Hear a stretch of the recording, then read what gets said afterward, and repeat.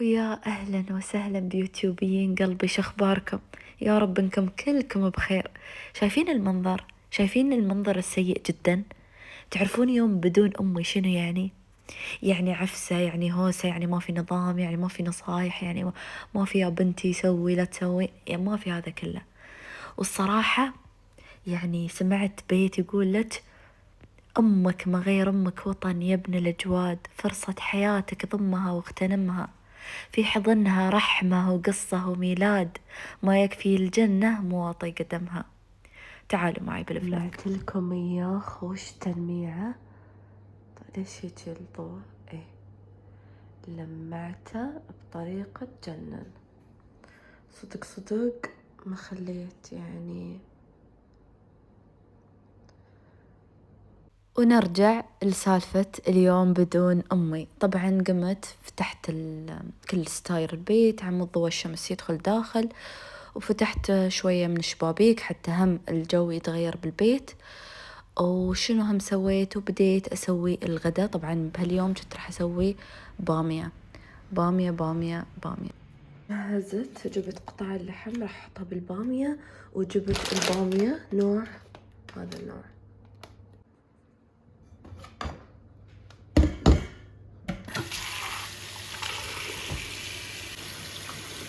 وطبعا بنات، اسهل طريقة انكم تشيلون قشر الطماطة حتى تفرموها فرم ويكون فرمها كلش حلو وناعم.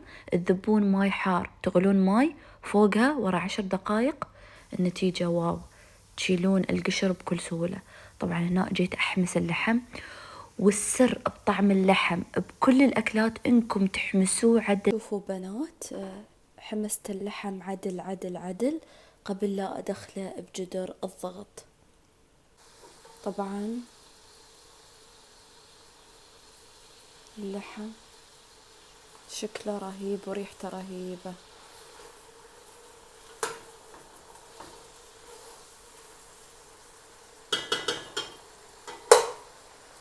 طبعا رحت ركض اجيب هاي خاشوقة كبيرة مال الخشب، لانه هذيك الخاشوقة ما كان المفروض استخدمها بهالجدر. ما انا كل فيديوهاتي اكو شي ماما راح تبهذلني عليه.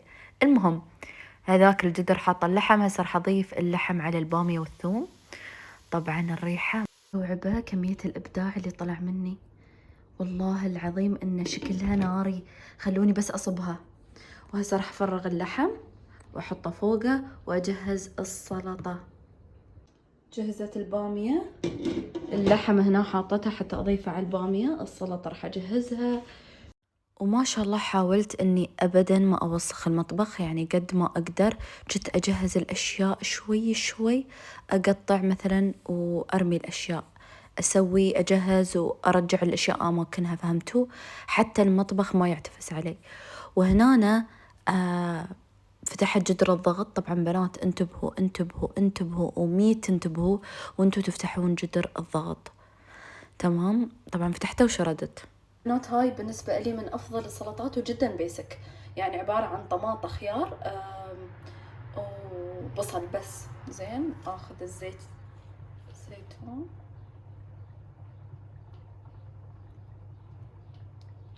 أوكي، دبس الرمان والملح. دبس الرمان طبعا حموضته هذا جدا معتدلة، بس انتظر يطلع، يعني ابدا مو حامض اوفر. هذا التركي الاصلي، مو حامض اوفر، يعني حموضته كلش زينة وطيبة. زين، اولموست تقريبا خلص. هذا هو شكله بس احنا مغلفيه هيجي. زين، واخذ الملح.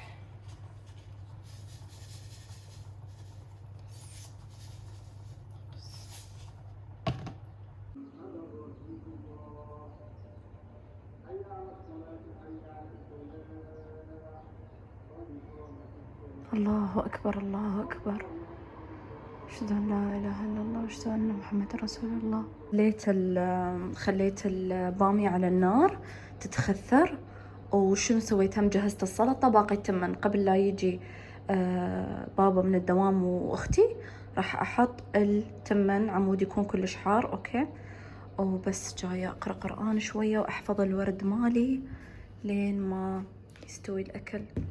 أنا اللي راح أسويه حلو الأوريو، راح أقول لكم طريقته جدا سهلة. إذا ضبط وياي راح أقول لكم طريقته، إذا ما ضبط انسوا. أوكي. بعد ما خلصت الحلو عسكم الله جيت للحمام اللي صاير يعني ما أعرف شنو صاير، بس إنه مليان أشياء لازم تترتب، لازم تترتب بطريقة صح. أوكي. هسا المكان اللي مال المغسلة هذا هو اللي أريد أرتبه. أوكي. وأنظف المراية وأنظف المغسلة. طبعا كل سلة راح يكون بيها شغلة معينة، يعني عندكم مثلا سلة الأشياء اللي أستخدمها يوميا، مثلا الغسول، واقي الشمس، المرطب، مال الهالات السوداء، كريم الهالات، يعني بي أشياء أستخدمها يوميا. وأكو سلة أشياء السكراب، الزيوت، السكراب نفسه، هالأشياء يعني. وفي سلة عطور، وفي سلة مثلا مرطبات الجسم، فكل سلة بها أشياء. أنا حاليا قاعدة أقسم الأشياء وأحط كل شيء بمكانه، مثلا أشياء العطور الجسم وهيك. المهم يا جماعة الخير بديت أقسم الأشياء، وتحية لكل أم.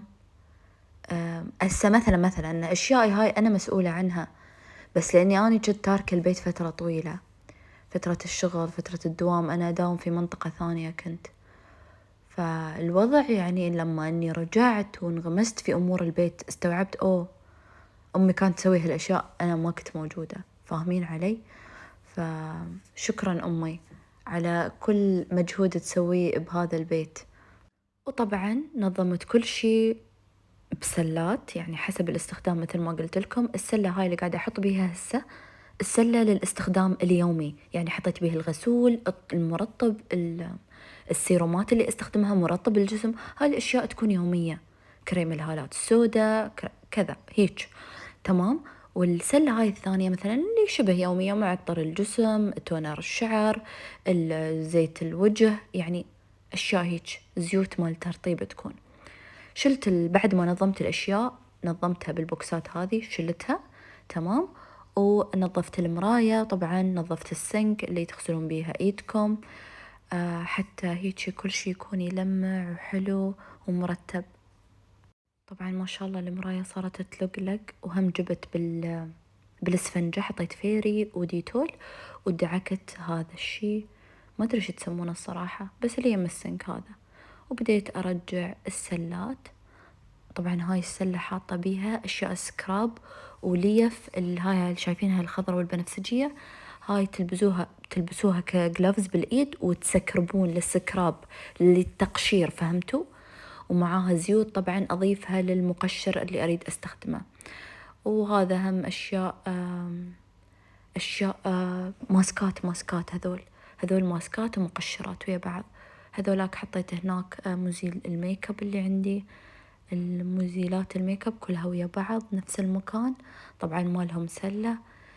بس أني أفضل الصراحة المنظم اللي نكست تايم أريد أجيبه راح يكون منظم اللي يكون هيج طبقات، يعني فوق بعض مو يم بعض. أحس اللي فوق بعض أرتب أو ياخذ مساحة أقل. إي هاي هي الفكرة، إنه ياخذ مساحة أقل. بس اللي هيك ينفرشون فرش تحسون ياخذون مساحة، بس يعني ستيل أكو ترتيب يعني. وهاي السلة البرتقالية حاطة بيها اللي عطور صغيرة اللي أحبها مالتي. يا جماعة يا أخي والله شعور الإنجاز حلو والله العظيم. يعني أني لما تمر علي أيام، تعرفون أيام اللي تمر علينا اللي تكون خمول وبس تريدين تنامين ومتكاسلة عن أقل شي، الشعور بعدها يكون جدا سيء. بس شعور الإنجاز تحسين أكو طاقة قاعدة تطلع ترتاحين بعدها. يعني صح إن الشي متعب، تقومين تخلصين أمور وتنجزين، وتقومين مثلا من الصبح تجهزين أكل الخواتك أهلك، وبعدها لازم تخلصين وتشوفين أبوك شنو يريد وأختك ومتطلباتهم وأشيائهم. بس والله العظيم شعور إنك قاعدة تخدمين أهلك وتنجزين، لا لا لا، روعة. طبعا هاي السلة مثل ما قلت لكم أشياء يومية كل يوم، هذه لا شبه يومية، العطور وأشياء سكراب. تمام. وطبعا هيجي رتبت، طبعا أهون من قبل شوية كانت أكو مجزرة. هذه الشمعة اللي حكيت لكم عنها اللي كلش أحبها، ريحتها وافل، ريحتها هيجي تعرفون كوفي ريحته سويت؟ شايفين يوم تدخلون كافيه أو مكان يبيع كوفي وتشمون ريحة سويت خفيف هيج ريحتها، كأنك قاعدة بكوفي، ريحته حلوة جدا يعني. تمام. هنا كنت قاعدة أفتح الشمعات وأريد أجيب المعطر الخطير الخطير اللي مع الأسف لفيت باث أند بودي 3-4 فروع رحت لهم، قالوا إنه مش اوت اوف ستوك، إنه كان فترة بس، فترة نزلناه وما عاد جبناه يعني. هسه راح أجيب لكم إياه، ريحته الفانيلا الحلوة، الفانيلا اللي تفتح نفسك على الحياة. هسه راح أراويكم إياها. طبعا هنا الشامبوهات جمعتها حتى كل شي يكون مرتب. هذا هو الفانيلا، المعطر بريحة الفانيلا، يجنن يجنن، ياخذ العقل جد. المهم هذا هو شكله، فانيلا بين اسمه. فكانت الريحة ما شاء الله ولا غلطة. طبعا هنا البامية اوريدي بابا أكل ونسفها وقال إنها تجنن، بس أنا من جدتي أختي صبيت لها تمن وبامية والسلطة اللي تحبها أختي، تحبها السلطة. بنات ما أريد أراويكم المجزرة اللي بغرفتي، بس أنا لازم أبدأ بها تنظيف مع إني تعبانة هالكانة. طبخت نظفت شلت وحطيت. عبالكم خلصنا؟ عبالكم خلصت؟ تعالوا. يعني الأبيض على جهة، الملون على جهة، الأسود على جهة، يعني إيش التفاصيل إحنا مو حاسين بيها. المهم هذا كان آخر شي أريد أصور لكم إياه. رحت لغرفتي، وأخيرا وليس آخرا هالمطارة بنات عليها عبارات تحفيزية تحمسكم تشربون ماي تجنن. وبعدها أخذت شاور وجيت حطيت من هالعود اللي كلش حبيته بعد ما يبرد، من براند أحمد للعطور. وبعدها رحت أخذ لي هيك دشداشة بيت حلوة، وأخذت فيتاميناتي وبس والله. المهم بنات باعوا ليفر كبسولز وحبوب الحديد. حبوب الحديد هاي العلبة، وهذه حبوب كبد البقر. بنات كلش تساعد بموضوع ارتفاع مخزون الحديد عندكم. أنا لأني هسه وقت الغداء أكلت وأكلت سلطة، فالسلطة حاطة بيها شوية ليمون، راح يساعد بامتصاص الحديد بشكل كلش كبير. تمام. طبعا تحاولون دائما تبعدون الحديد عن منتجات الكالسيوم. الحديد يبتعد عن منتجات الكالسيوم، يعني إذا أنت عندك حبة حديد تريدين تاخذيها هسه، لا تاكلين قبلها جبن، لبنة، لبن، حبوب كالسيوم عندك، فاهمة؟ لا تاخذيهم ويا بعض، خلي فترة زمنية بينهم، أقل شي 3 ساعات، أوكي، 2 إلى 3 ساعات هيجي وراها أخذي الحبوب اللي تريديها. يعني أخذي مثلا أول شي الحديد ورا 3 ساعات الكالسيوم أو العكس. فبس والله هاي كانت مجرد نصيحة، بما أني يعني صيدلانية لازم شوية أفيدكم، لو شنو نفيد ونستفيد. وبس والله سلامتكم، إن شاء الله يكون الفلوق عجبكم ويكون خفيف لطيف على قلوبكم. دائما كونوا بخير، كونوا سعداء، خذوا فيتاميناتكم، اهتموا بصحتكم، بأكلكم، اشربوا ماي، وحسنوا علاقتكم مع رب العالمين. طبعا هذا قبل كل شيء، على مود شنو تكون حياتكم هيك مليئة بالسلام والإنجازات والأشياء الجميلة. استودعتكم الله الذي لا تضيع ودائعه.